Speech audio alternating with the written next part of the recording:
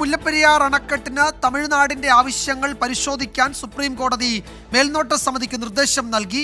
മരം മുറിക്കാനുള്ള അനുമതി ഉൾപ്പെടെ തമിഴ്നാടിന്റെ ആവശ്യം പരിഗണിക്കാനാണ് നിർദ്ദേശം. ബൽറാം നെടുങ്ങാടി ഡൽഹിയിൽ നിന്ന് വിശദാംശങ്ങൾ നൽകും.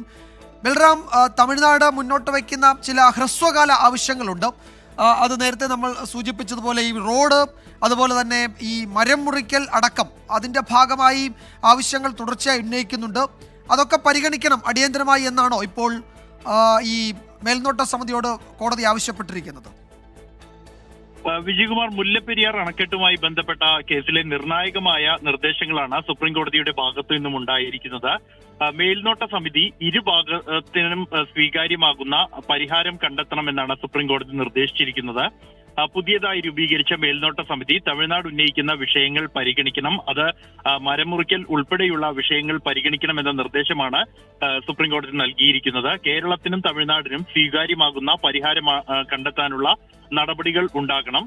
തർക്കമുണ്ടെങ്കിൽ അക്കാര്യം മേൽനോട്ട സമിതി സുപ്രീം കോടതിക്ക് റിപ്പോർട്ട് നൽകണമെന്നുമുള്ള നിർദ്ദേശമാണ് നൽകിയിരിക്കുന്നത്. മേൽനോട്ട സമിതി ചെയർമാൻ ഇരു സംസ്ഥാനങ്ങളുടെയും യോഗം വിളിക്കണം എന്ന നിർദ്ദേശവും നൽകിയിട്ടുണ്ട്. അത് ഒരാഴ്ചയ്ക്കുള്ളിൽ തന്നെ ഈ യോഗം വിളിക്കണമെന്ന നിർദ്ദേശമാണ് സുപ്രീം കോടതി നൽകിയിരിക്കുന്നത്. ഡാമുമായി ബന്ധപ്പെട്ട മറ്റ് ഹർജികൾ ചീഫ് ജസ്റ്റിസിന്റെ ബെഞ്ചിന് മുന്നിൽ ലിസ്റ്റ് ചെയ്യാനും നിർദ്ദേശം ഉണ്ടായിട്ടുണ്ട് കോടതിയുടെ ഭാഗത്തു നിന്നും.